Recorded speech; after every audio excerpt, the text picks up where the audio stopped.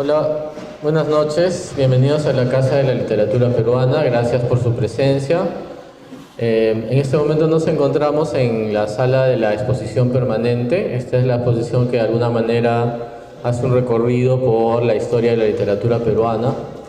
Así es que, y continúa por el otro lado, así es que si no la han visitado anteriormente, los invito a que regresen en otro horario para que lo puedan ver con más calma, además de visitar las otras exposiciones que también tenemos aquí en la casa.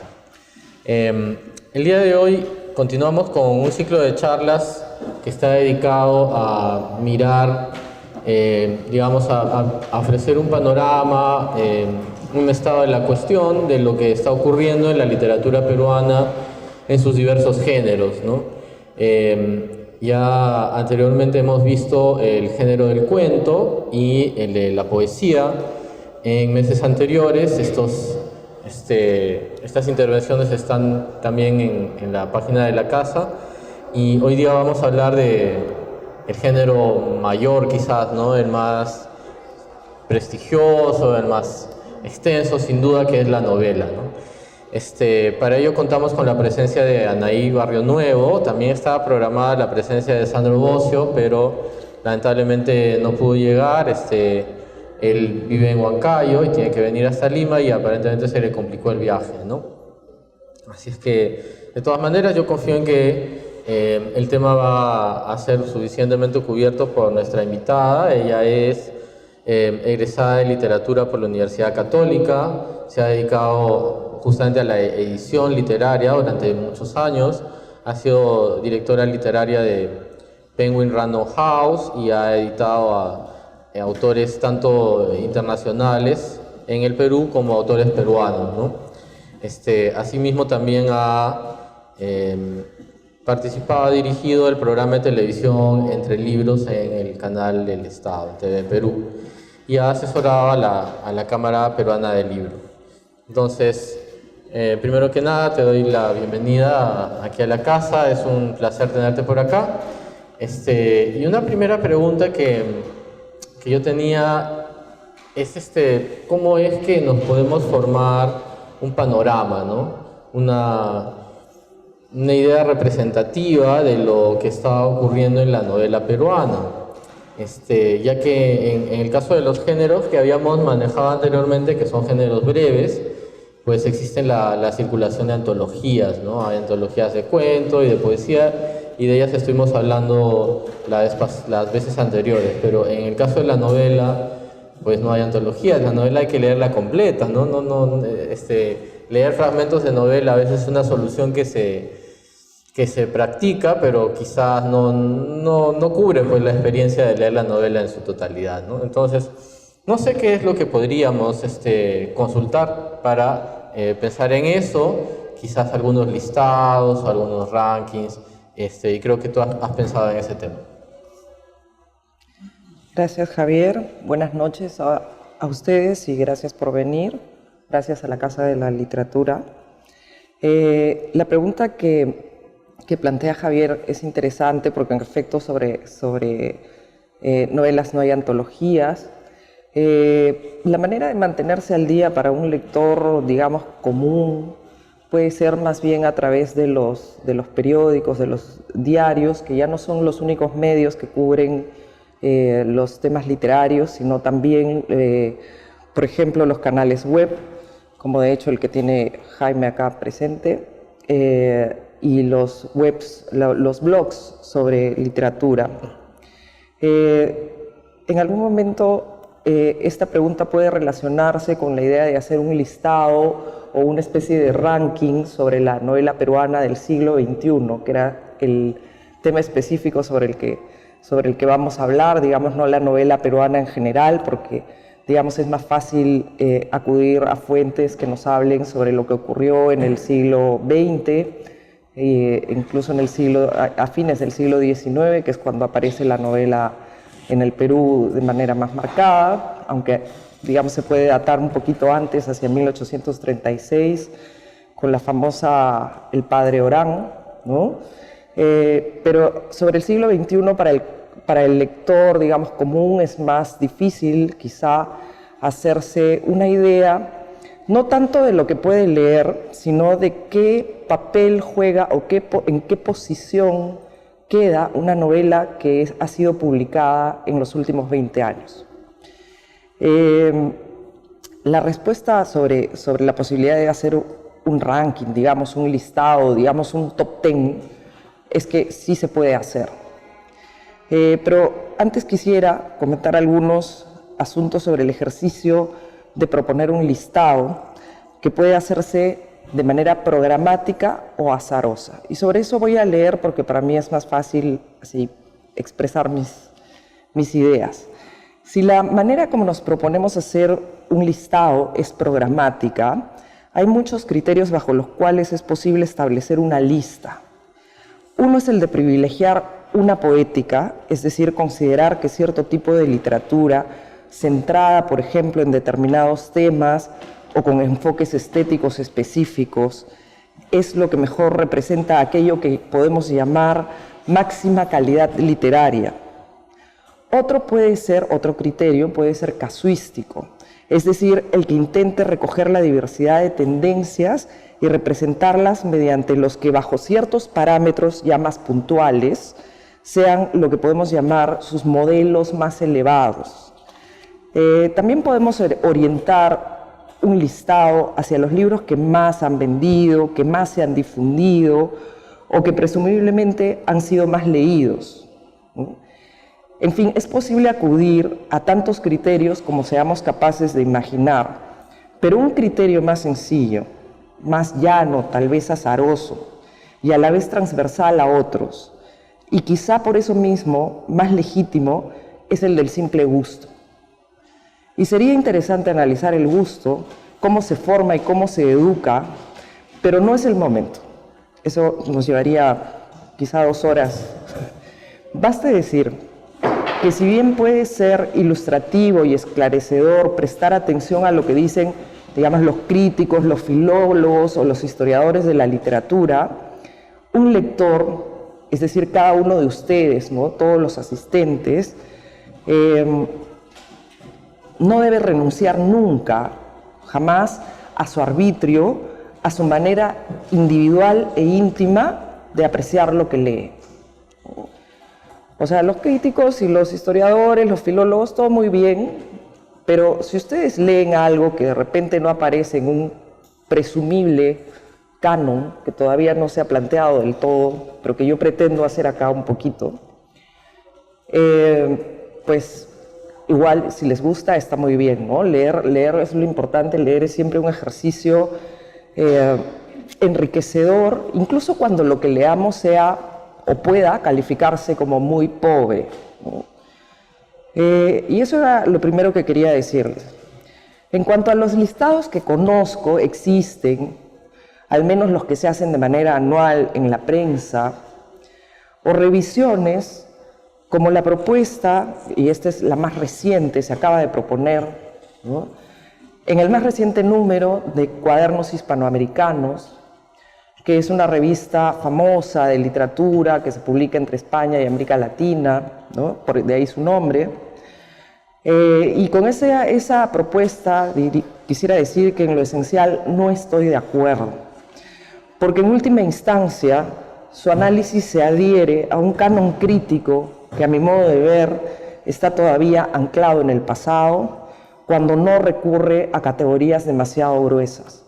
Bueno, esta propuesta sobre la novela reciente en el Perú, dicho sea de paso que no llega a ser muy reciente, pero sí bastante reciente, se puede revisar en la web dentro de la revista Cuadernos Hispanoamericanos, está disponible para cualquiera. Y un listado, decía yo antes, puede hacerse a partir de muchos criterios, pero una propuesta crítica debe empezar por afinar esos criterios. Y aquí quisiera retomar algo que se dijo antes o que podemos plantear, y es que en el siglo XXI han aumentado exponencialmente las novelas, los novelistas y sus tendencias. Pienso que en atención a esa diversidad, las 3 líneas que plantea Cuadernos Hispanoamericanos no representa de ningún modo esa nueva riqueza. Si en las recientes 2 décadas la manera como se escribe se ha enriquecido, ya luego diré por qué y cómo. Lo mismo ha ocurrido con la manera como leemos.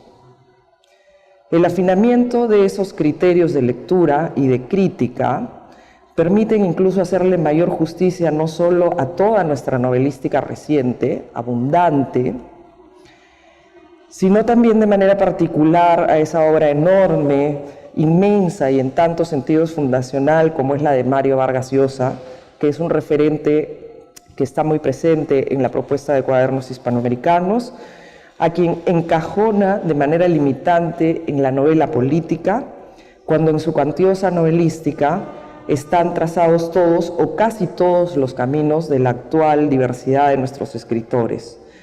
Y tampoco se les hace justicia a otros escritores que mencionaré más adelante y que de manera más o menos evidente vienen resultando tutelares.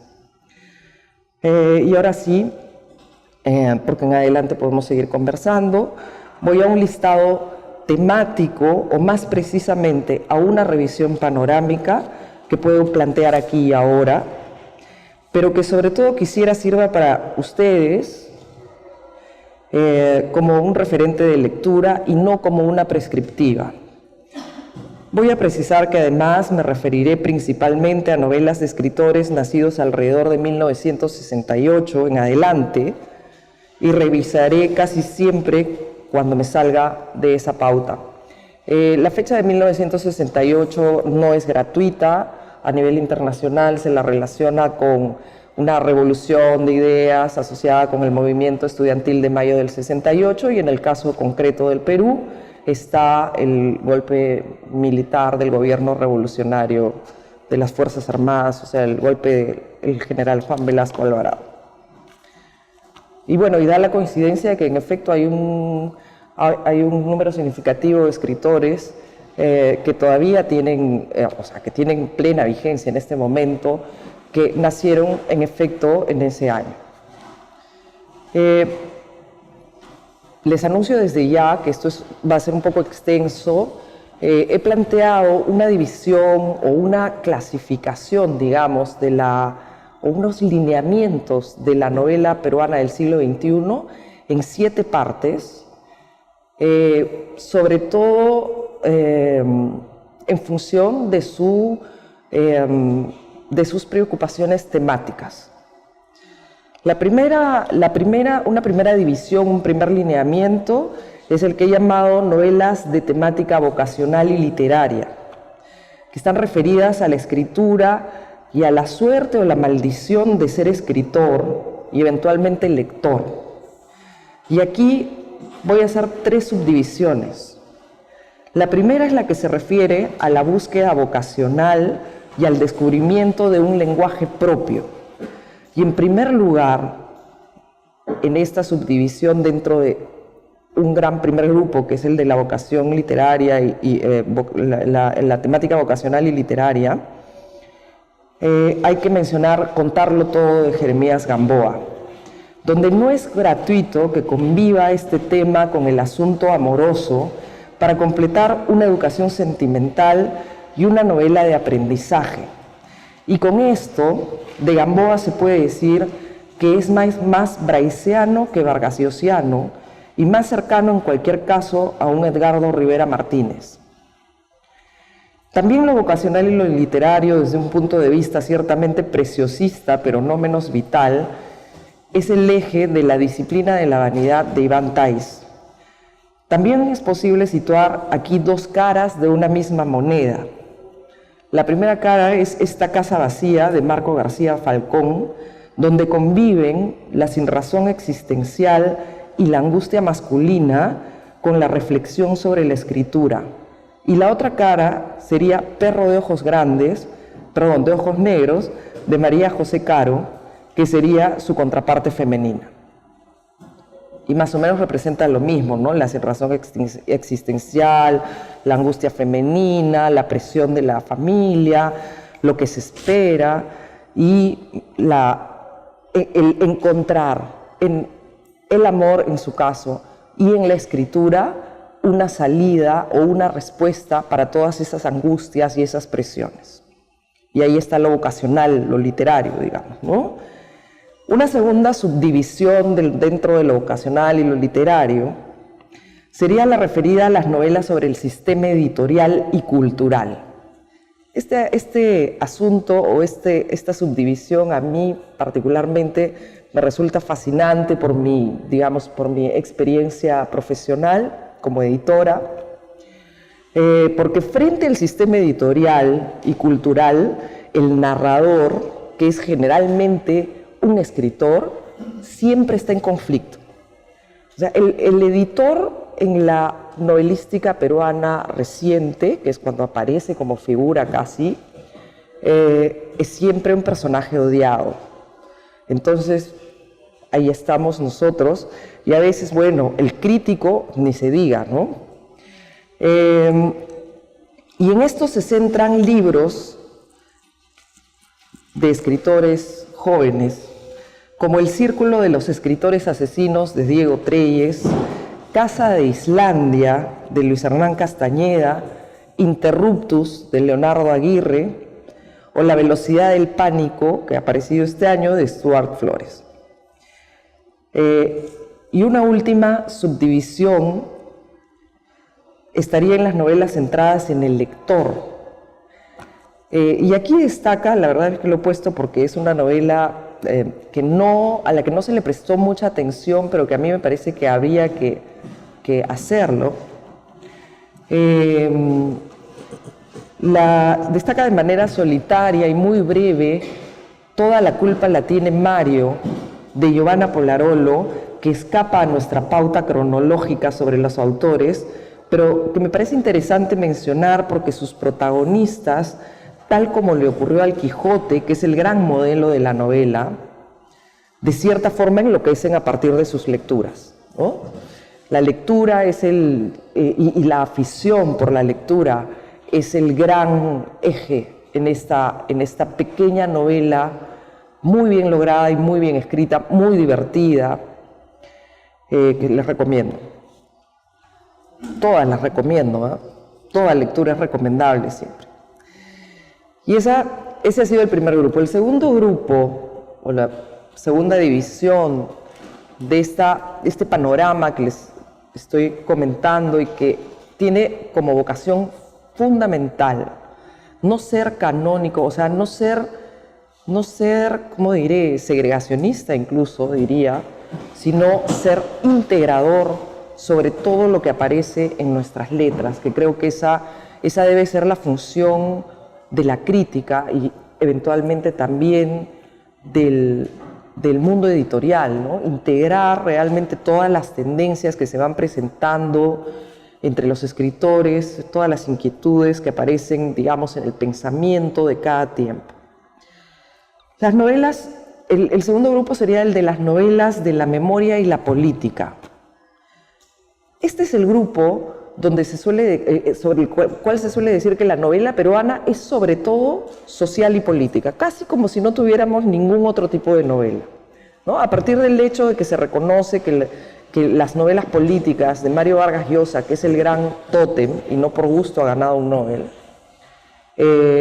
se suele identificar la novela peruana como una novela sobre todo, bueno, realista y política.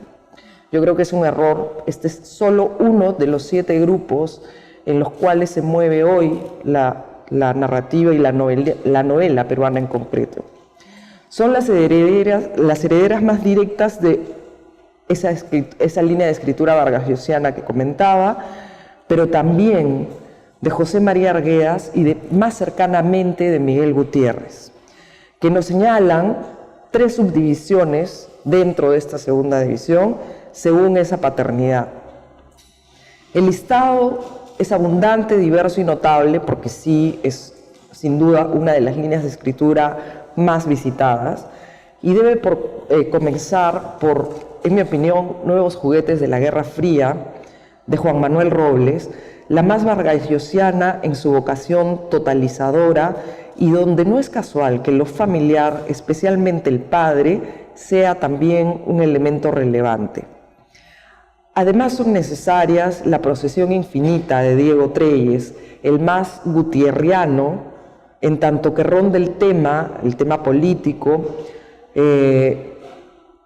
más bien desde una perspectiva generacional y de pares, sin dejar de lado la exploración, digamos, narrativa sobre el género, ¿no?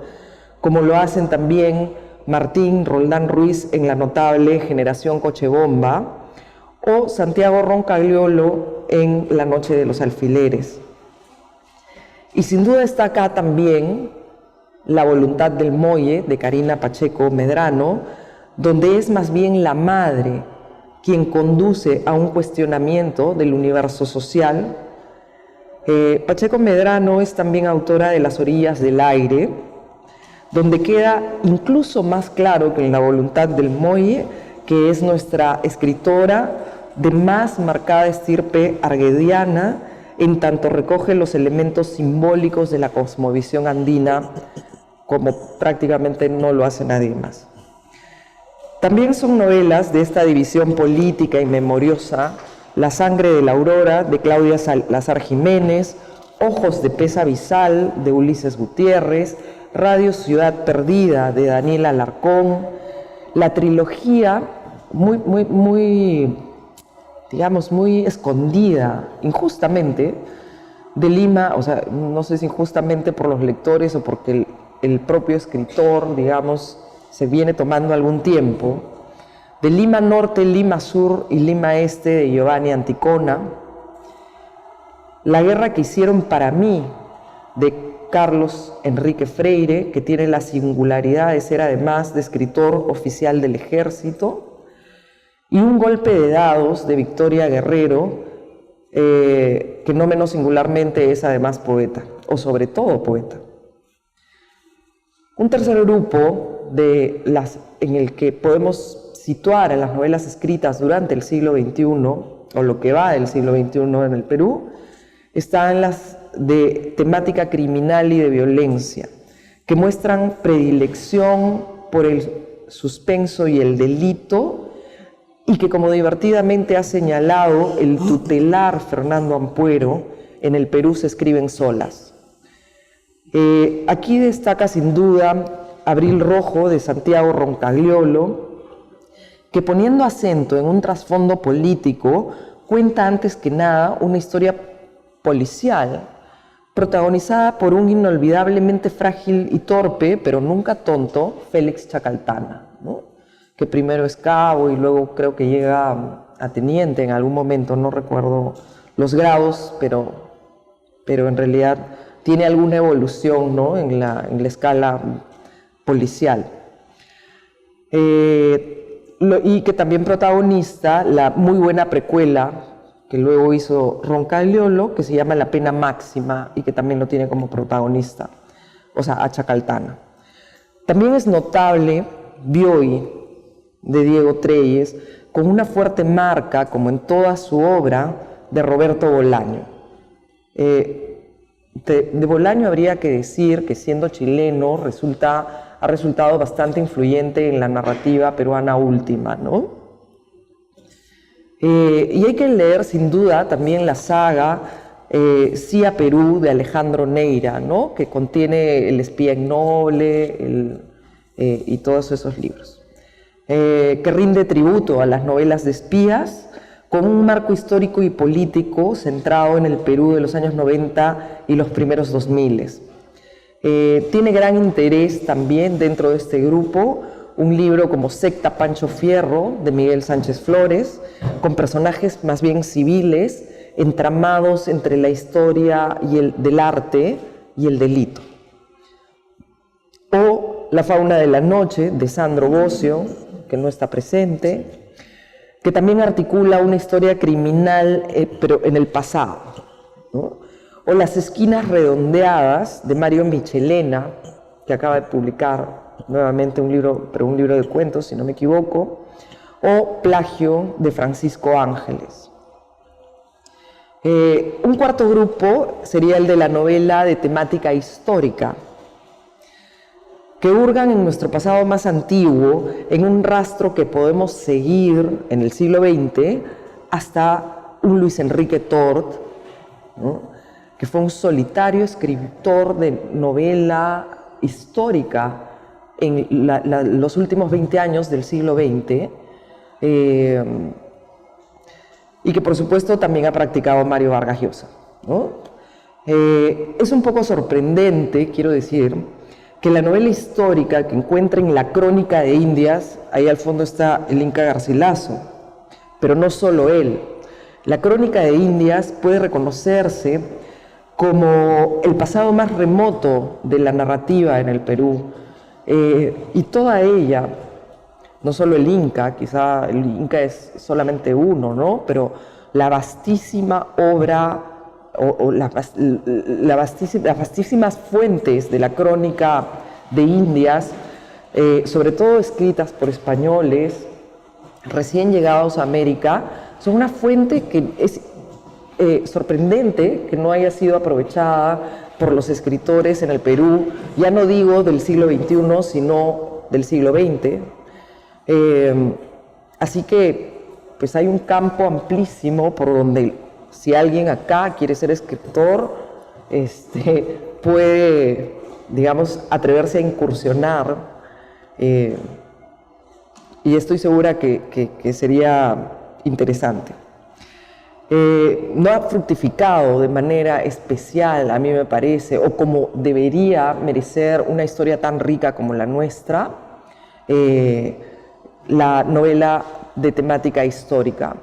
Pero, como digo, Luis Enrique Tort y las Crónicas de Indias más antiguamente vienen encontrando algunos seguidores ya en este siglo XXI. Van apareciendo libros de interés, y yo, la verdad, quisiera esperar que haya muchos más en el futuro. Aquí hay que situar en primer lugar, aunque nuevamente nos salgamos del marco cronológico de los escritores, a la ambiciosa en su extensión y notablemente escrita El espía del Inca, de Rafael Dumet, que acaba de aparecer impresa, pero en realidad fue publicada solamente como ebook y vendida a través de Amazon hace ya pues unos 5 años, me parece, creo que data de 2013, pero por primera vez ha aparecido impresa y es un tocho así enorme. La verdad, la recomiendo, porque Dumet es principalmente dramaturgo, pero ha planteado una estructura extraordinaria que pretende simular la de los quipus para contarnos el fallido intento de salvación de Atahualpa de manos de los conquistadores españoles.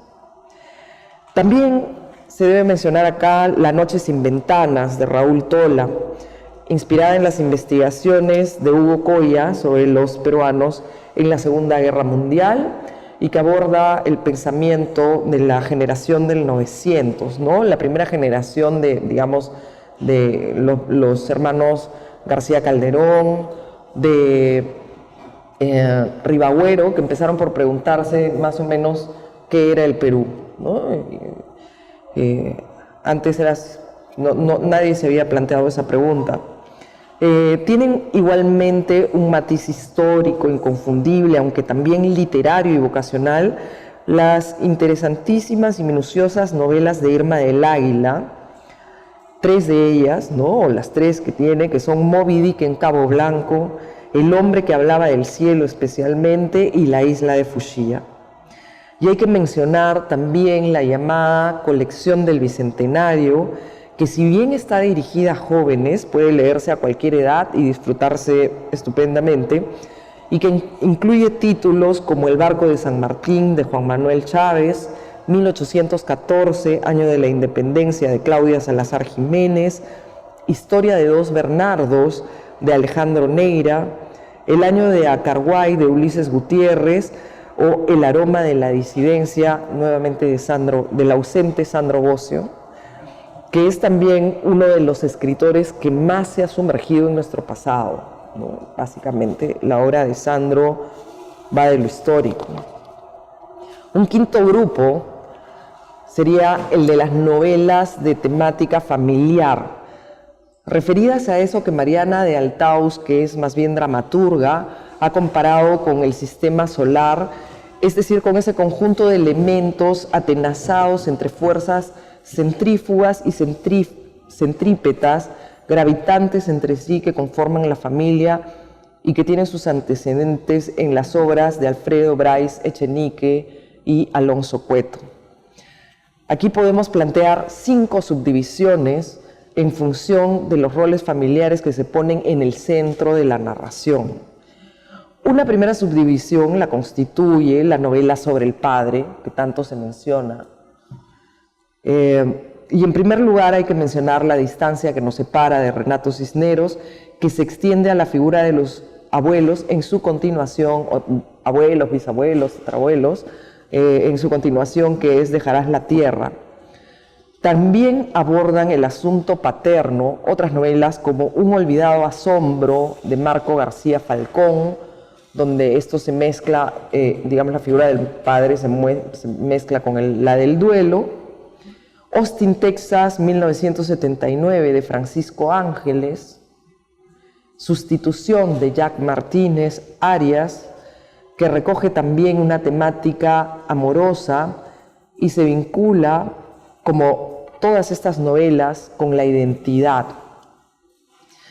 Y también Pequeña novela con cenizas, de José Carlos Irigoyen, que se entrama con el asunto vocacional y se extiende también, igual que la distancia que nos separa, a la figura de los abuelos en Orgullosamente solos, pero que no es, como en el caso claro de la distancia que nos separa, digamos, una segunda parte o una primera parte, ¿no?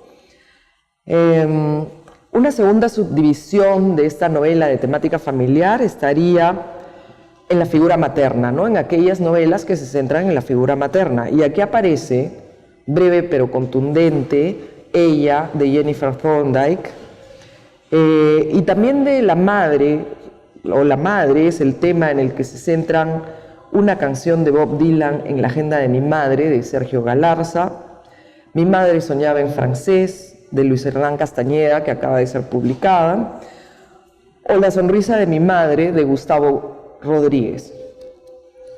La tercera subdivisión de estas novelas de temática familiar estaría en la figura de los hermanos o hermanas, donde es necesaria Esa muerte existe, también de Jennifer Thorndike, marcadamente influida por las propuestas discursivas de una Diamela Eltit, también chilena.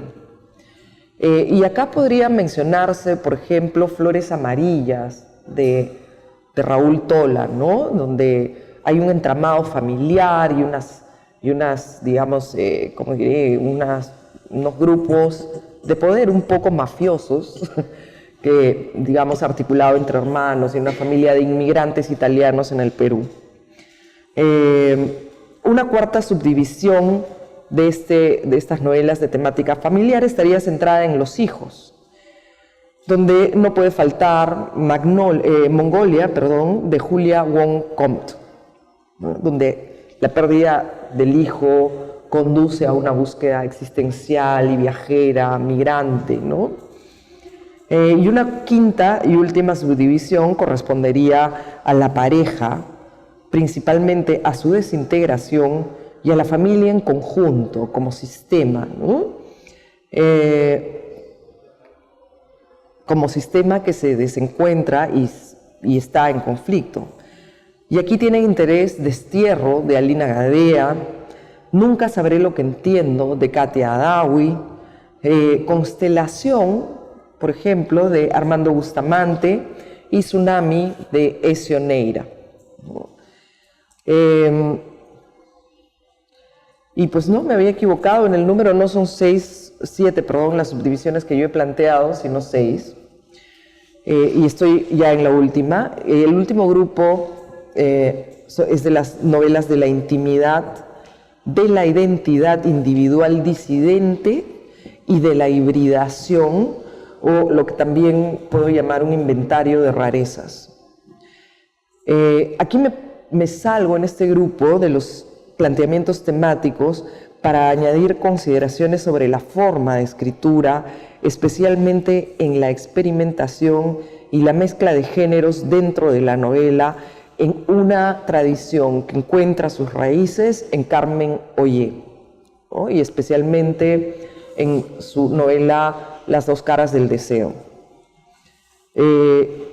Esto es una verdadera este grupo es una verdadera mina de oro, cuyas vetas deberán desarrollarse de manera más marcada en adelante. Se relacionan de algún modo con todas las divisiones anteriores, pero se diferencian de ellas en aspectos que las hacen únicas y en ese sentido raras. Aquí es posible plantear, o he planteado de manera preliminar, este criterio se puede afinar, por supuesto, 3 subdivisiones, y una primera subdivisión se centra en el aspecto formal, que es el de la hibridación de géneros, es decir, la integración de formas provenientes de la crónica, del ensayo, del reportaje, de la poesía, del teatro, dentro de una novela. Y aquí en primer lugar debe mencionarse La flor artificial, de Sophie Canal y Christian Philippe Vidal, 2 escritoras francesas afincadas en el Perú y que eventualmente se salen de nuestro marco generacional, pero que han dado uno de los libros literariamente más audaces de los últimos años al articular la mentida biografía de la olvidada artista Sylvia Ly. Y luego hay que mencionar Bombardero, de César Gutiérrez, que tampoco está en nuestro marco generacional, pero que recurre a múltiples formas discursivas para contarnos los peores años de las décadas finales del siglo XX. Y también, por ejemplo, un libro como ¿Quién es Dancourt?, de Carlos Arámbulo. Una segunda subdivisión dentro de este inventario de rarezas podemos situarla en torno al cuerpo y a la sexualidad.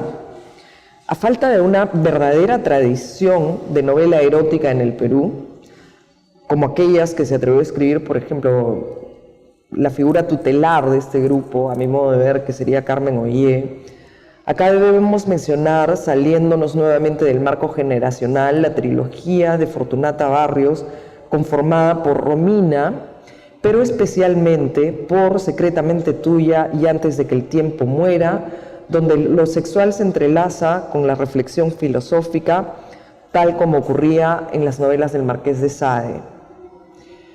Y muy cercana a ella aparece aquí, o muy cercano a ella, aparece aquí el elemento queer, con un autor como Dani Salvatierra, en Síndrome de Berlín específicamente, que es una novela desternillante y alucinada y que comparte su predilección por la cultura pop y las divas o antidivas de la pantalla grande, con otra curiosidad novelística como es la inmoderada El cine malo es mejor, de Javier Ponce Gambiracio. Ponce Gambiracio es también autor de otras novelas más específicamente de temática gay, como El chico que diste por muerto, de narración más clásica, al igual que Cuando los hijos duermen, de Juan Carlos Cortázar, pero vale la pena mencionarlas acá por su cercanía con una tercera y última subdivisión de este inventario de rarezas, que puede plantearse en torno a la identidad y la intimidad. Acá destacan las novelas de Enrique Planas, todas, pero en especial Orquídeas del Paraíso, Otros lugares de interés y Kimo Kawaii, que exploran especialmente la identidad femenina y trans, de la mano de una estética fuertemente anclada en las artes plásticas, desde la escultura y la pintura, y elementos más pop como el cómic o la televisión.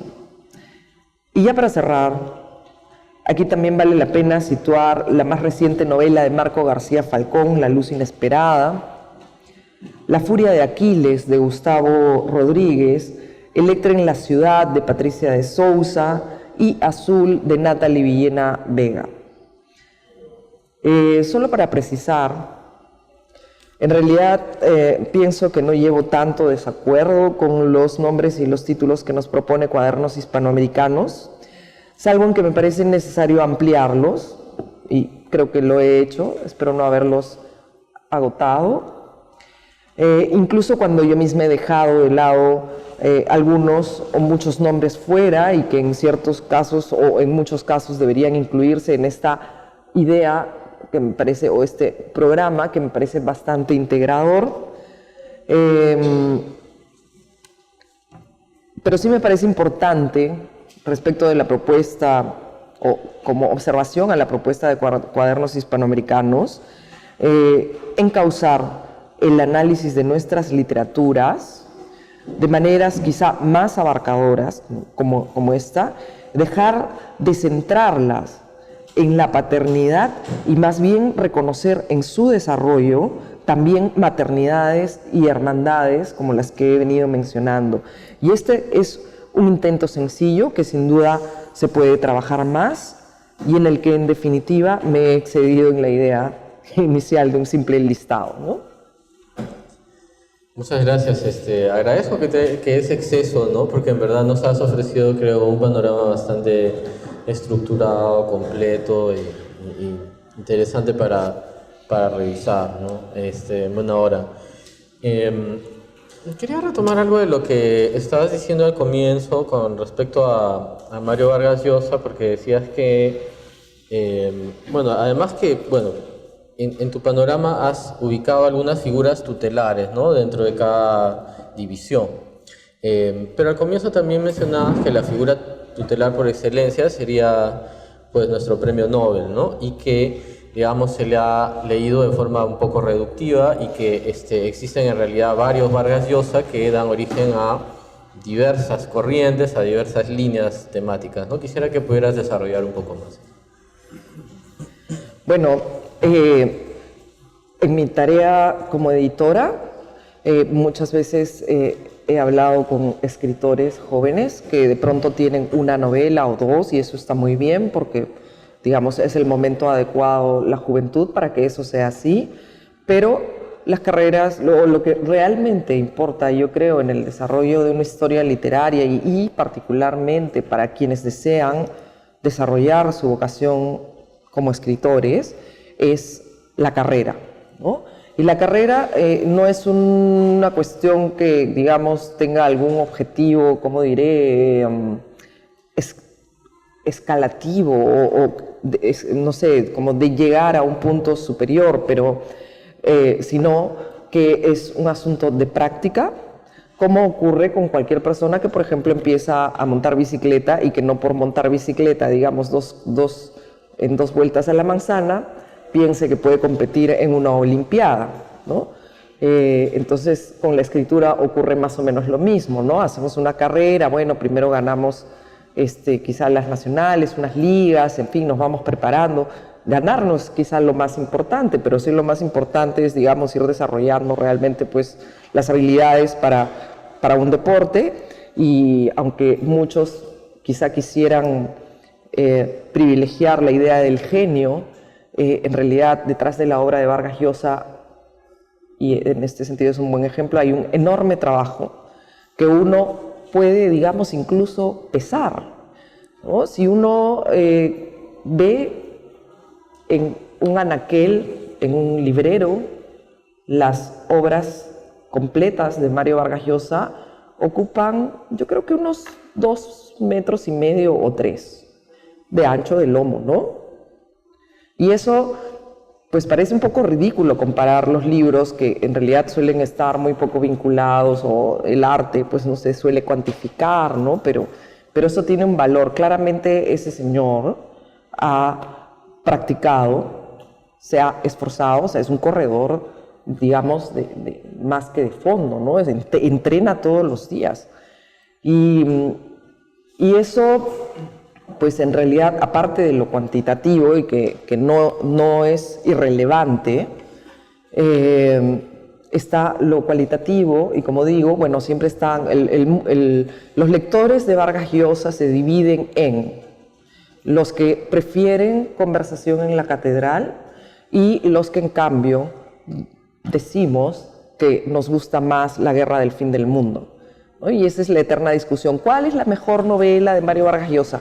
Como si esas dos solas fueran las grandes novelas de Vargas Llosa, y en realidad tiene muchas otras.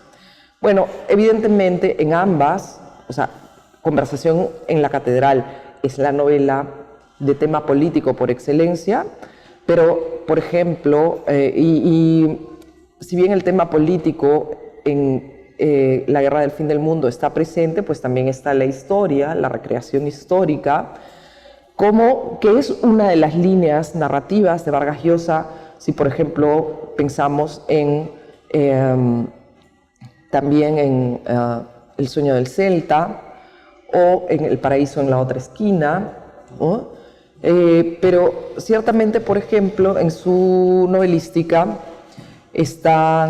hay otras variantes, ¿no? Como por ejemplo la novela erótica, que no vamos a discutir con qué calidad la realiza, porque a mi modo de ver quizá sea lo menos brillante de su carrera, de su carrera novelística, pero ahí están, o sea, cuando uno dice, bueno, ¿qué novelas eróticas se escribieron en el Perú en el siglo XX? Ahí están El elogio de la madrastra, estaba Cuadernos de Don Rigoberto, y yo reto a alguien acá que me diga si hay otra novela erótica en el Perú, escrita en el Perú en el siglo XX. Y realmente no la hay. Entonces, casi que uno dice, bueno, voy a ir por lo genérico y hacer la historia genérica de la novelística en el Perú, y Vargas Llosa siempre aparece. Porque si, por ejemplo, queremos hablar de novela policial, ¿cómo hablamos de novela policial en el Perú si no mencionamos Quién mató a Palomino Molero, Historia de Maita en última instancia, que es también experimental en cuanto a, digamos, a formas narrativas, o Lituma en los Andes, ¿no? El cabo Lituma es uno de los personajes que no está ni en Conversación en la Catedral, ni en La Guerra del Fin del Mundo, y que es quizá el personaje más tierno y más interesante de Vargas Llosa, ¿no? Que una vez es cabo, llegó... y también aparece, por ejemplo, en El héroe discreto, ¿no? Las novelas de temática amorosa, bueno, Travesuras de la niña mala, casi no hay novela romántica en el Perú, y yo diría que Travesuras de la niña mala es una de las novelas más románticas que se ha escrito en el Perú y que cumple claramente con el canon. Y a esa diversidad me refería, ¿no? Con que, digamos, no solamente lo político y lo histórico, sino que la obra de Vargas Llosa tiene muchísimas variantes, y si a esto le sumamos lo que hizo en el teatro y lo que, etcétera, pues aparece siempre, ¿no?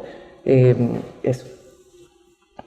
Bien, gracias. Y si quieren consultar o ver la extensión que ocupan las novelas completas de Vargas Llosa, lo pueden ver en la biblioteca Mario Vargas Llosa, que tenemos aquí en la Casa de la Literatura, donde no solamente está su obra completa de traducciones, sino también los textos que componen su universo literario, es decir, las novelas y los autores a los que él siempre refiere y sobre los que ha escrito, que también los hemos buscado y encontrado para ponerlos a disposición del público.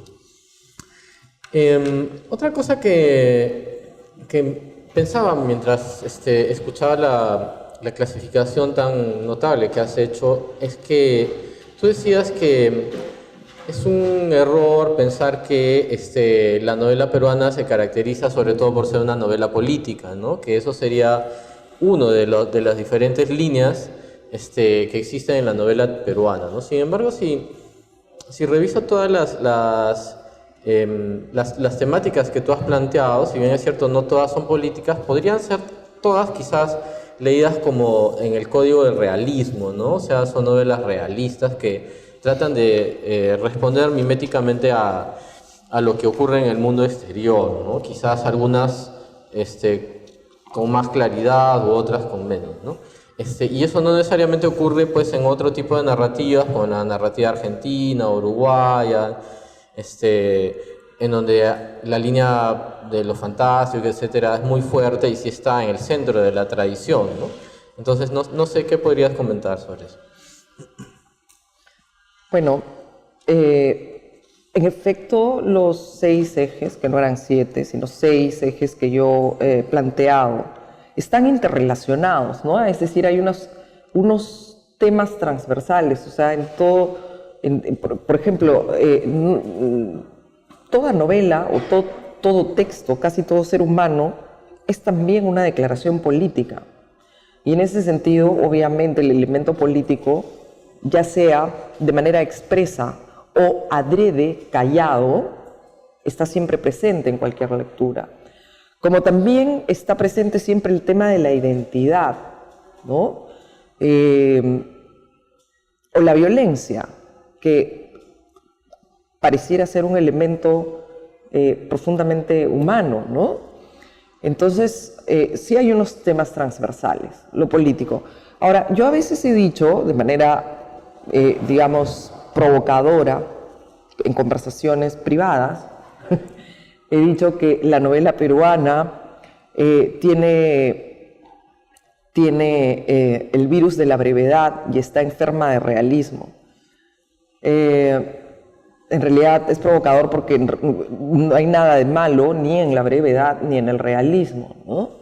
Pero es cierto, hay preferencia entre nuestros escritores por cierto realismo, aunque en los últimos años en que vamos saliendo, yo creo, esperemos, ¿no? O pareciera que sí, de unos años que han sido sin duda difíciles y oscuros, o sea, los últimos 20 años del siglo XX, todavía creo yo no han sido revisados o interiorizados y reflexionados en su verdadera dimensión destructiva, ¿no?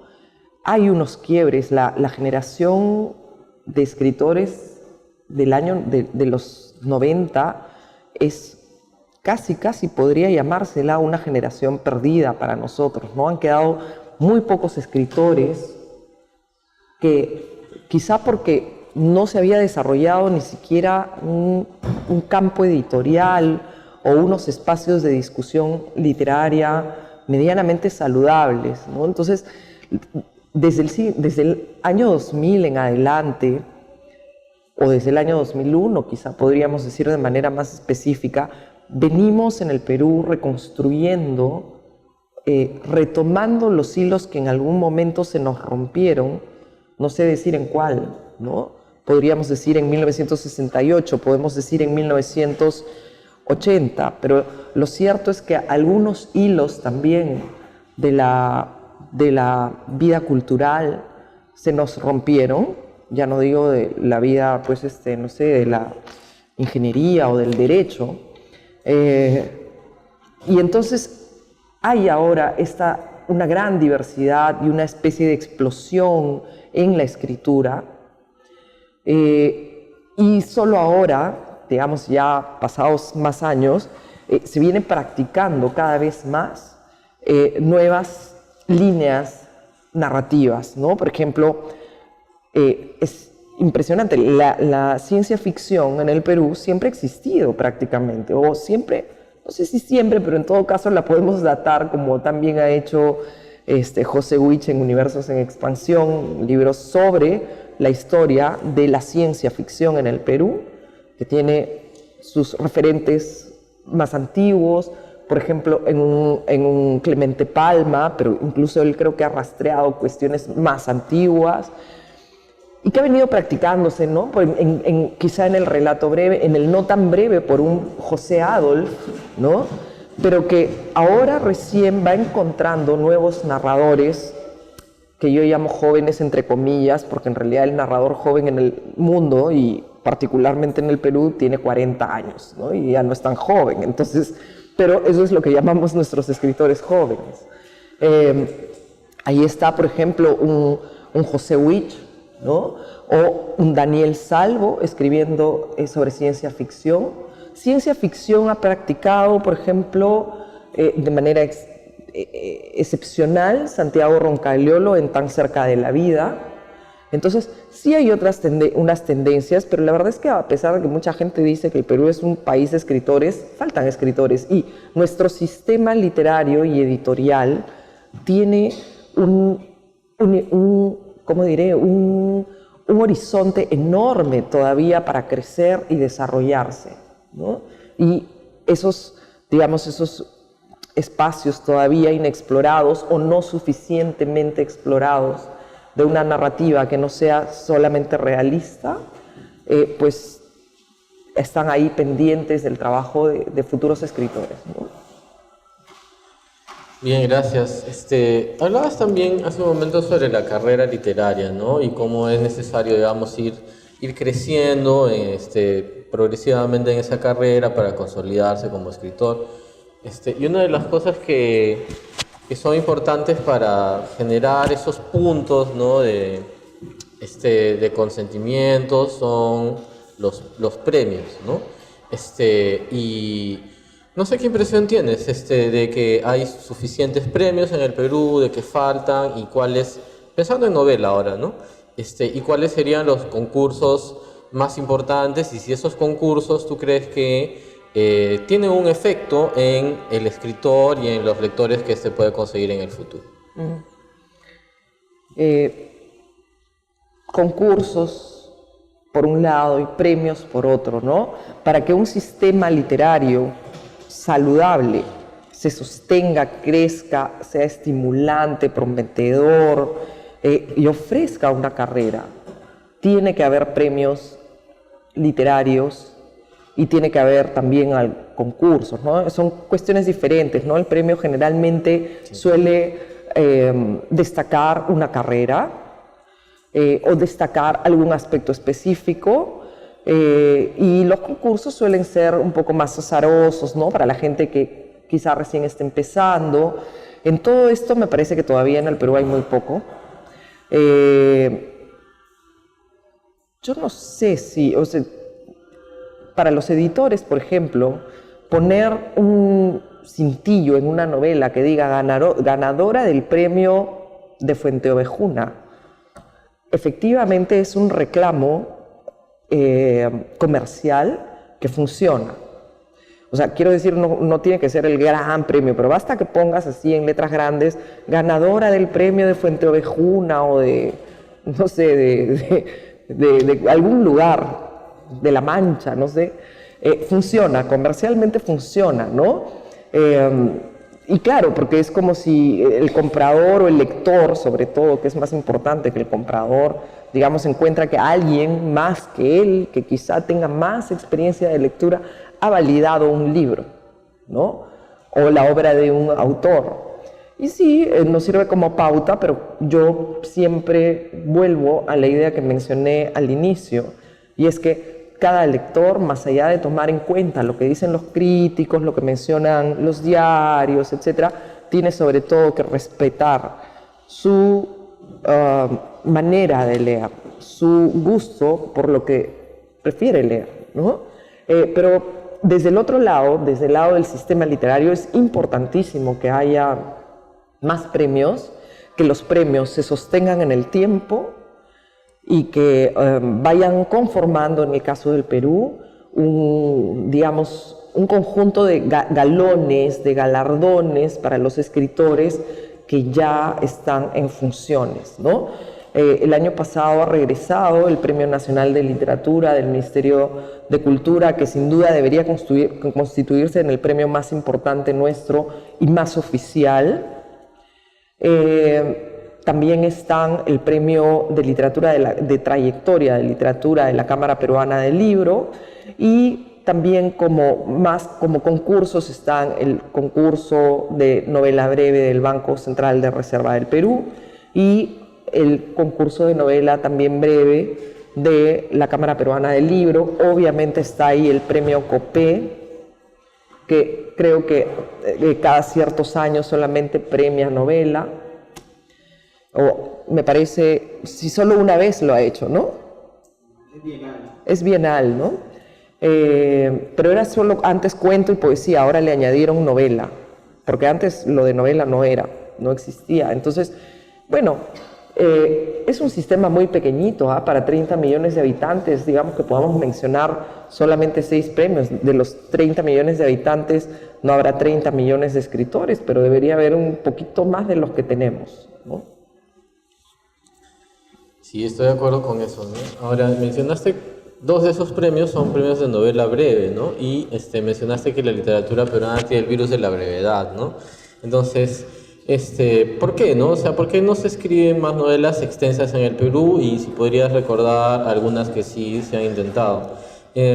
Yo pensaba un poco en que cuando yo me iniciaba, digamos, en la literatura en los años 90, en esa época se decía que la novela breve era la que iba a regir, ¿no?, en el futuro, porque la gente no tiene tiempo, etc. Sin embargo, en el siglo XXI no necesariamente ha ocurrido eso, y las novelas extensas a veces son las que mejor se venden, circulan, incluso salen sagas, ¿no? Entonces, ¿por qué de alguna manera no hemos conectado con ese movimiento editorial? ¿Te refieres a no haber conectado con la brevedad? No, con la extensión más. Con la extensión. Pues sí hay novelas extensas nuestras, ¿no? Pero en realidad son la minoría.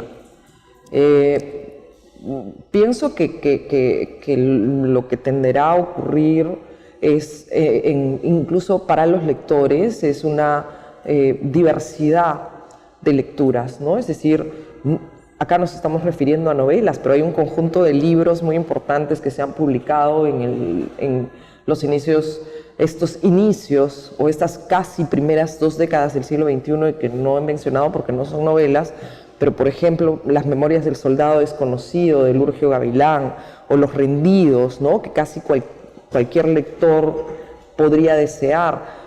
También será cada vez más común que un lector visite libros de no ficción. Por ejemplo, en estos años algunos de los libros más vendidos han sido de no ficción, por ejemplo los que yo mencioné a propósito de la novela de Raúl Tola, los libros de Hugo Coya. Un libro como Estación Final no deja de reimprimirse, ¿no?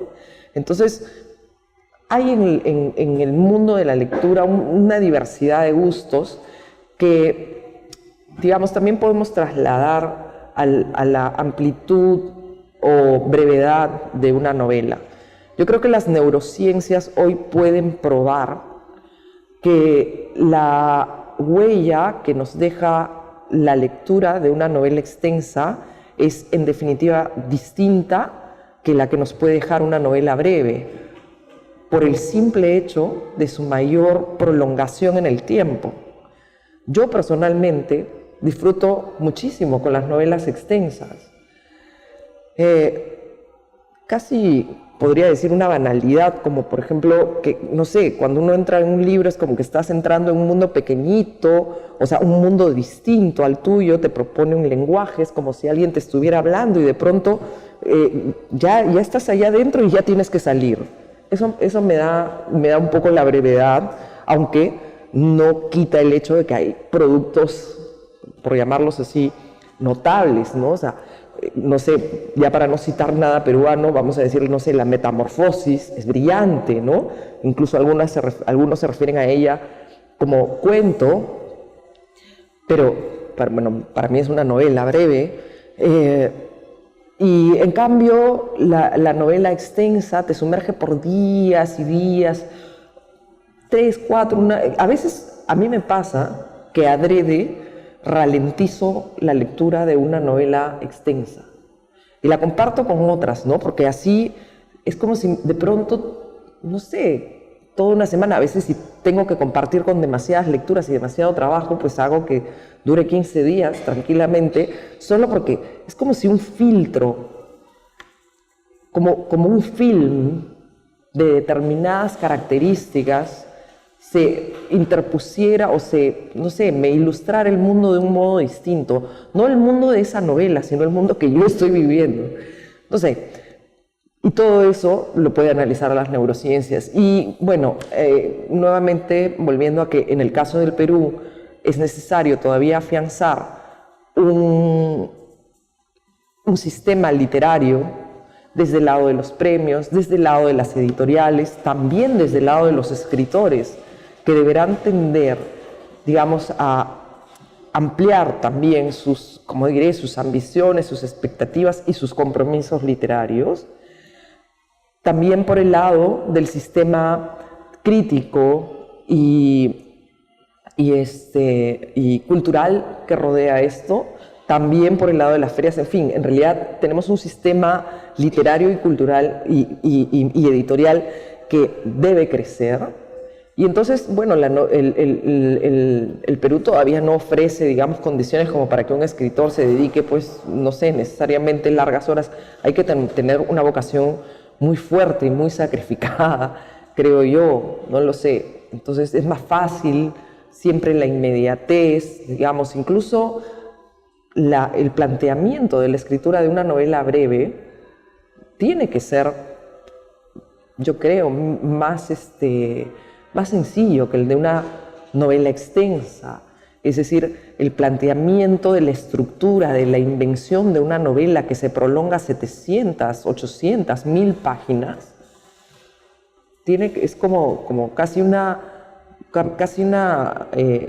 ley de la física pura, decir que tiene que ser más complejo, ¿no? Y no siempre pienso hay tiempo o tiempo, pienso sobre todo esa demanda del tiempo, ¿no? Bien, gracias. Una última pregunta que quería hacer antes de abrir al público.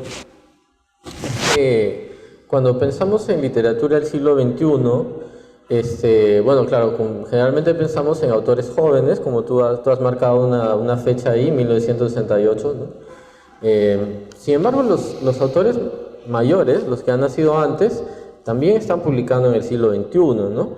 Y quizás podríamos pensar que hay una inflexión en su obra, ¿no? O sea, no necesariamente están publicando las mismas cosas o los mismos temas o las mismas formas que estaban publicando durante el siglo XX, sino que también pueden haber tomado, ¿no? Las nuevas corrientes y haber experimentado otras cosas, ¿no? Entonces, no sé si podrías comentar algo sobre esa obra. Bueno, hay escritores efectivamente nacidos antes o mucho antes de 1968 que continúan escribiendo, y creo que el hecho de que los veamos ahí publicando aún nos deja como lección principal que lo que yo decía hace un rato, la carrera literaria es una carrera de largo aliento, de persistencia y de continuar escribiendo y escribiendo y escribiendo, porque es una ley también prácticamente natural que cuanto más se escribe mejor, ¿no? La lista de las personas, de los escritores que siguen vigentes, aparte de los que he mencionado, digamos, como tutelares, ¿no? Obviamente Vargas Llosa, obviamente Alfredo Bryce, bueno, Carmen Ollé, ¿no? Y otros que mencioné en el camino.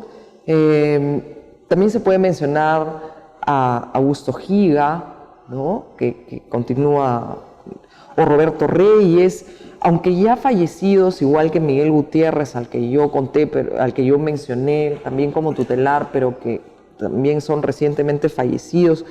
Mencionaría a Gregorio Martínez o Carlos Calderón Fajardo. Mucho más jóvenes, un Jorge Eduardo Benavides, sobre todo en la beta histórica como el del convento, ¿no? O Teresa Ruiz Rosas, ¿no? En Nada que declarar. Y para mí imprescindibles, aunque no en extremo, y uno de ellos no en extremo popular, por ejemplo, Siu Cam Wen, ¿no? Y Antonio Gálvez Ronceros, que en un rapto de juventud, de audacia juvenil, ha publicado su primera novela hace muy poco, ¿no? Que es ¿cómo es? Perro con poeta en la taberna es el título. Aún no la leo, así que... Pero sí hay unas evoluciones, pero como digo, quizá por primera vez en la historia del Perú republicano, porque el siglo XIX, digamos, todo el mundo moría muy joven, y a inicios del siglo XX, curiosamente en la literatura también ocurrió. Quizá la única figura tutelar con la que el escritor joven de inicios del siglo XX podía convivir o pudo convivir, o sea, en 1911 muere Ricardo Palma, que era una figura tutelar. Quizá estoy equivocando ligeramente la fecha, pero Manuel González Prada fue quizá también otra de las figuras con las que se podía convivir. un Mariátegui, pero eran mucho más pocos. Ahora tenemos casi un batallón de, digamos, padres, ¿no? Que de algún modo acompañan a los escritores de hoy, ¿no? Como digo, bueno, obviamente Vargas Llosa es el tótem y lo es con toda justicia, pero también hay otros, ¿no? Como estos que he mencionado, algunos que pueden ser tíos y los fundamentales, que son los que he considerado, digamos, raíces de algunas de las vertientes o de las divisiones que planteé. Bien, gracias. No sé si alguien quisiera, tendría alguna pregunta o algún comentario que hacer para nuestra invitada. A ver. No, creo que Está bien. me da un poco de curiosidad, por ejemplo, saber si esa clasificación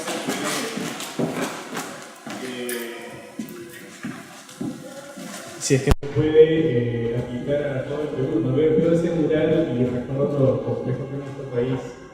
Y no sé, por ejemplo, qué se está escribiendo en la selva de Perú, ¿no? ¿Existe una novela amazónica? ¿Esta clasificación es aplicable o no? Básicamente de la curiosidad, porque es algo que desconozco, no sé qué se está escribiendo en otra parte del mismo Perú, con su propia complejidad.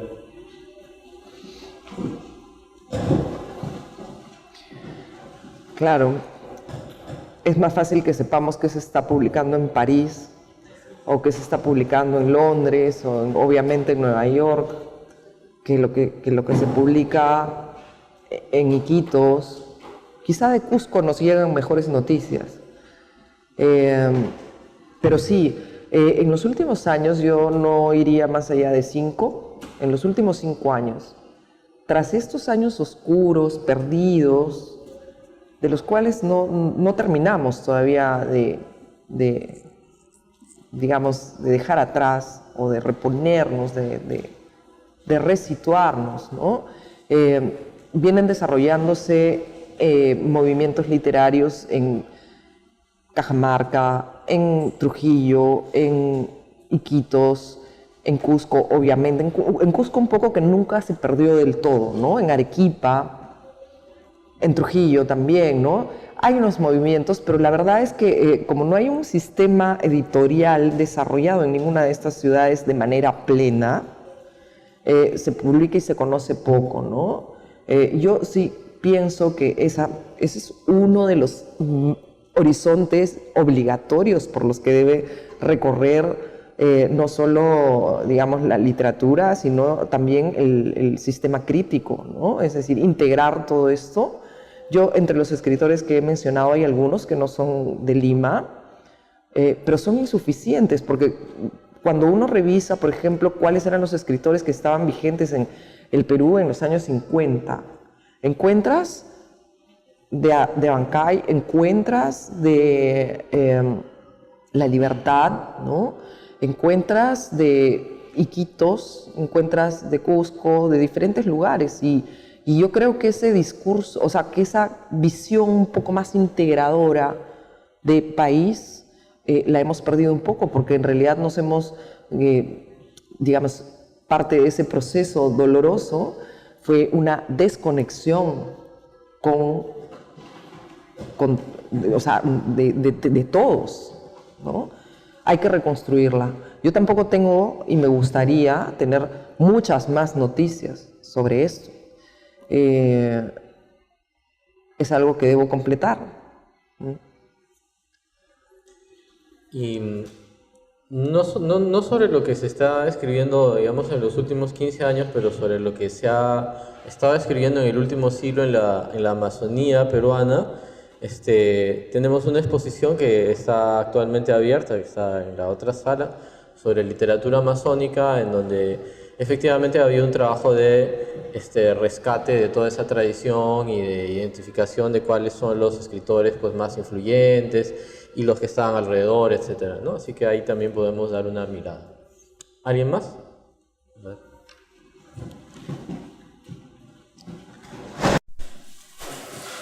Gracias. Buenas noches.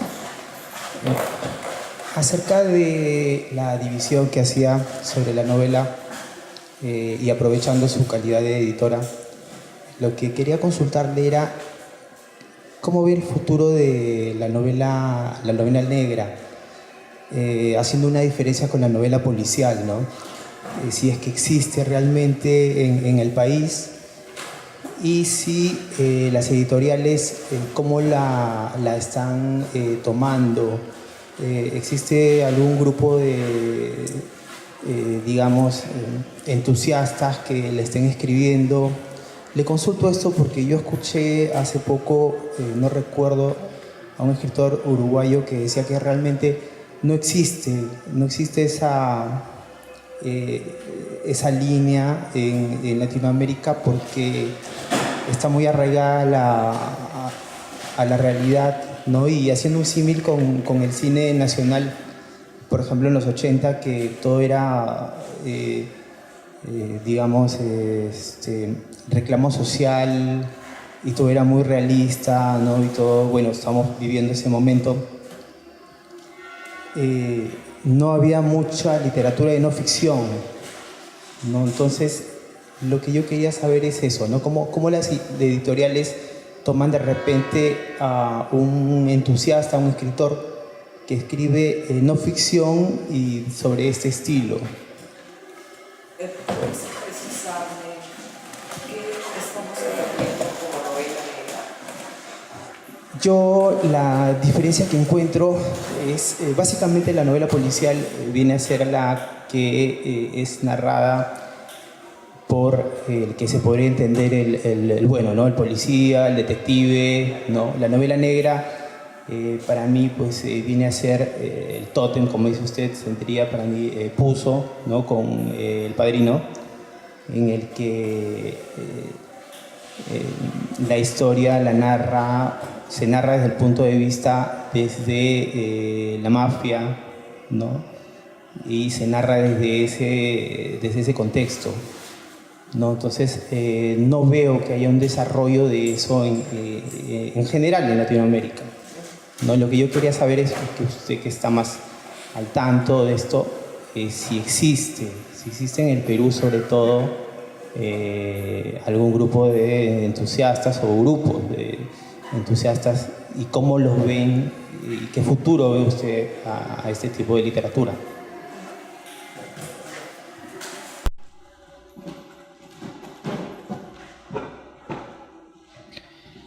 Sí, mira, pienso que es difícil plantear, digamos, una frontera entre lo policial y la novela negra, porque incluso cuando el protagonista y el punto de vista de la narración es un policía o un detective o incluso un civil, casi siempre en este tipo de novelas no son héroes muy perfectos. O sea, bueno, siempre hay el modelo perfecto, ¿no? Como por ejemplo, bueno, pues era Sherlock Holmes, es el modelo clásico del detective perfecto. Pero, por ejemplo, en la escritora que ha ganado este año el premio Princesa de Asturias y que es una escritora francesa que se llama Fred Vargas, no muy conocida lamentablemente en el Perú, pero la verdad es que tiene una cantidad enorme de novelas apasionantes, algunas no tan apasionantes, porque todos los años, y a eso voy con cada vez, cuanto más se escribe, mejor se escribe. Todos los años esta señora, que en realidad es antropóloga e historiadora, antropóloga forense e historiadora, y tiene un trabajo para el Estado francés, todos los años durante su mes de vacaciones, Fred Vargas, es el seudónimo que ella utiliza, escribe una novela. Y no una novela de 80 páginas o de 70, sino una novela de 240 páginas a más. Bueno, ella ha ganado este año el premio de novela, perdón, el premio Princesa de Asturias, y en realidad solo escribe novela negra, y sus protagonistas, los protagonistas de sus dos sagas principales son, por un lado, un comisario parisino, Adamsberg, que es un comisario, pero está lleno de defectos, ¿no? Y por otro lado son unos 3 muchachos, cada vez menos muchachos, que tienen nombres de apóstoles, Marco, Mateo y Luis, ¿no? Y que investigan de manera civil cada vez que terminan involucrados de manera, al parecer, muy desafortunada, siempre en diversos crímenes, pues también están llenos de defectos. Entonces, y en América Latina, y en el caso concreto del Perú, hay estas figuras de digamos, comisarios y policías o civiles que investigan o se ven involucrados en crímenes y que en realidad son más bien antihéroes, ¿no? Claro, podría plantearse una narrativa desde el punto de vista del criminal, sería interesantísimo. No recuerdo en el caso del Perú un caso concreto. El que mejor me parece que de los que mencioné se podría ajustar a esto sería Secta Pancho Fierro, donde el protagonista en realidad se ve más o menos involucrado en los delitos del tráfico de arte, ¿no? y de la falsificación de arte, a propósito de la obra del acuarelista Pancho Fierro. Es una novelita muy interesante, revísenla, si es que pueden. Entonces tampoco es perfecto, ¿no? Entonces, no sé. Pienso que para un editor lo importante es siempre que un libro atrape, esté bien escrito, etcétera, ¿no? Hace poco, también atendiendo al funcionamiento de nuestro cerebro cuando leemos, se ha planteado qué es lo que debe tener un libro para que atrape a un lector, o sea, una novela, ¿no? ¿Cuáles son las características? Todo esto parece casi cuantificable o, digamos, al menos procesable por la lingüística computacional. Pero quizá pasen muchos años para que se empiece a escribir de ese modo tan calculado y más bien los escritores sigan, digamos, partiendo de sus motivaciones personales, ¿no? Gracias. A ver.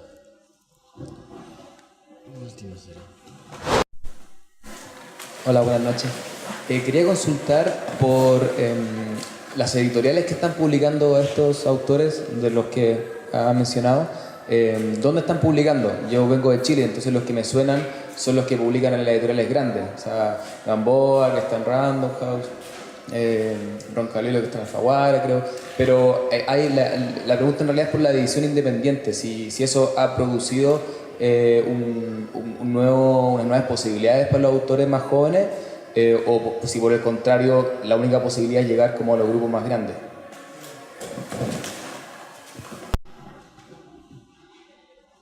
Sí, en efecto, la mayoría, no todos, no sé si la mayoría tampoco, pero muchos de los que he mencionado publican en editoriales grandes, lo cual no quiere decir que sean grandes apuestas comerciales. Es decir, las editoriales grandes también publican a veces con grandes apuestas comerciales, como fue el caso específico de Contarlo Todo, pero a veces se publican más bien libros literarios de este tipo, pensando más en el prestigio y el largo plazo que en el gran éxito comercial. De manera que incluso para un escritor al que todos respetan mucho y quieren leer y se valora, no siempre significa que venden grandes cantidades. Eso, entonces, lo comento porque a veces se acusa a un escritor, no sé, X, porque por X circunstancia de la ruleta, ¿no? Termina publicando en una editorial grande y prácticamente se le enrostra que por eso es un niño rico, y en realidad no es así. Pero también he mencionado muchos libros publicados por editoriales independientes, o que empezaron publicando con editoriales independientes, como el caso de Victoria Guerrero, o el caso de La Flor Artificial, que es para mí uno de los libros que en verdad lo he comprado 4 veces. porque cada vez que lo tengo y digo, bueno, me lo voy a quedar, pues lo regalo porque viene alguien y decido regalárselo y lo recomiendo y entonces digo, pero en realidad lo quiero tener, no importa, y lo compro y lo vuelvo a regalar. Es un libro extraordinario, la verdad es una ficción, no parece una ficción, ¿no? Y así, varios otros de los que he mencionado en realidad son de editoriales independientes. ¿Como cuáles son las editoriales independientes que...? En el caso del Perú. Bueno, en el Perú nuevamente hay que decir que en los perdidos 20 años finales del siglo XX, las editoriales independientes enflaquecieron y murieron. Y a principios del siglo XXI renacieron algunas. La primera y de más larga trayectoria es Estruendo Mudo, que sobrevive un poco a duras penas, pero en realidad tiene un catálogo muy interesante. Quizás sea ya la única que va quedando de la primera hornada de editoriales independientes surgidas en el Perú, y la que representa o ha representado hasta ahora, pienso que en adelante representará otra cosa porque está atravesando cambios. La que representa mejor el ímpetu de esas primeras editoriales independientes alumbradas por una fuerte vocación artística y nunca empresarial o administrativa, ¿no? Es decir, digamos, chicos jóvenes, administradas, gestadas, etcétera, por chicos jóvenes llenos de vocación literaria que en realidad, pues creo que no les importaba mucho perder y no tenían una idea muy clara de cómo se administra una editorial y que por mucho que nos guste un libro, en realidad es muy importante que un negocio sea sostenible en el tiempo, pero quizá pues la palabra negocio no queda muy bien en el mundo literario, ¿no? Y ahora hay nuevas editoriales independientes, algunas notas nuevas que vienen consolidando más bien ya unas formas administrativas de muy pequeña escala, algunas ya no de tan pequeña escala y muy interesantes, ¿no? Hay sellos, por ejemplo, dedicados, que empezaron siendo dedicados a la poesía de Juan Pablo Mejía, que estuvo acá hace un rato, me parece que, ¿no? Sí, estuvo, sí. Y que ahora, por ejemplo, se ha lanzado con un sello también de narrativa y tiene un sello, hasta un sello B de poesía. Son ediciones bellísimas. O, por ejemplo, Animal de Invierno, que tiene un trabajo notable, con muy pocos títulos anuales, pero fantásticamente bien escogidos, la mayoría de ellos de cuento. ¿Qué más podría mencionar? Hay varias. Yo celebro enormemente que haya editoriales independientes. Creo que es lo mejor que le puede pasar a nuestro sistema literario. Creo que son imprescindibles en todos los países de América Latina e incluso de Europa. Viene presentándose una especie de eclosión de editoriales independientes que después de haber resurgido primero, digamos, como honguitos aislados en un jardín, pues se han reconocido en sus hermandades y ahora mismo, en los últimos 2 años, vienen generando pequeñas asociaciones, o sea, movimientos conjuntos, como en el caso del Perú lo es La Independiente, la feria que se desarrolla en el Ministerio de Cultura, porque han entendido que hay elementos que las hermanan, ¿no? Y que, como suele pasar, pues la unión hace la fuerza, ¿no? Y quizá no tanto con un sentido confrontacional con los grandes grupos editoriales, pero quizá sí, o sea, porque sienten o tienen necesidad de hacerse de un espacio en el mundo editorial, ¿no?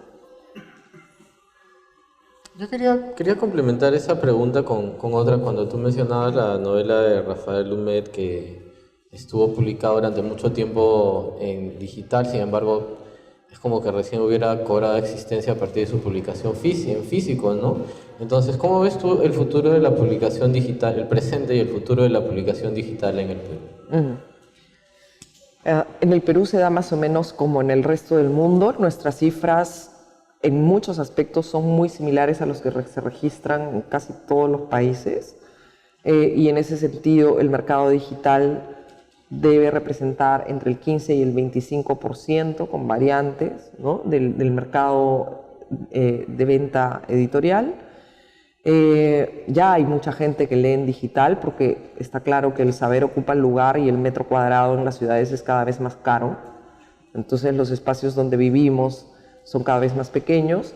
Por otra parte, como alguna vez escuché que comentaba Fieta Jarque, que fue o que es aún una gran promotora del libro digital en el Perú, el libro digital puede representar para el Perú un medio excepcional por la poca conectividad que tenemos como país, ¿no? En un territorio amplio. Entonces, digamos, ¿cómo le puede llegar lo más reciente de la poesía o de la narrativa, de la investigación, de la no ficción, etcétera, a un habitante, un ciudadano en, no sé, en Iquitos o en Pucallpa, y sería a través del libro digital. Entonces, sí pienso que el libro digital tiene un futuro interesante y que en realidad, como no tengo una bola de cristal, tampoco puedo saber, porque hasta hace, no sé, yo recuerdo hasta hace algunos años aún te veían con un iPad y pensaban que era una moda que podía no situarse o no trascender, y sin embargo hoy todos tenemos teléfonos digitales cada vez más grandes. Entonces es difícil prever y adivinar, pero yo sí creo que se situará, sin embargo, o sea, que se situará, que crecerá. Pero pienso que va a encontrar un techo también en la medida en que el papel tiene la ventaja de que es reciclable, y nuevamente volviendo a las lecciones de las neurociencias, todo indica que la lectura en papel, o sea, el proceso analógico, kinestésico, de lectura de un libro físico deja una huella distinta como experiencia de lectura, ¿no?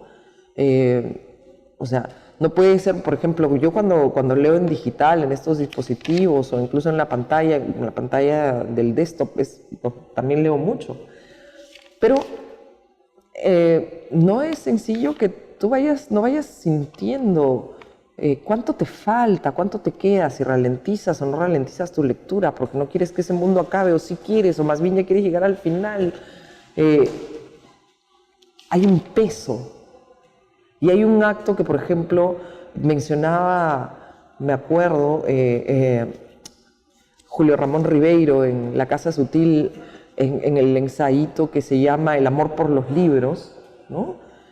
Donde dice pues que hay un acto físico cuando nos dormimos con los libros, ¿no? Porque, en fin, todo el que lee alguna vez se ha quedado dormido con un libro, sobre un libro, debajo de un libro, ¿no? Bien, muchas gracias. Entonces vamos cerrando. Les agradezco a Anaí por su presencia y por su clarísimo panorama de la novela peruana. Yo me quedo con una larga lista de cosas que revisar y espero que ustedes también hayan podido disfrutarlo. Agradezco su presencia hoy día. Y ya que hablábamos también sobre no ficción, el próximo conversatorio que tendremos el próximo mes, en septiembre, será justamente sobre el género de la no ficción. Muchas gracias.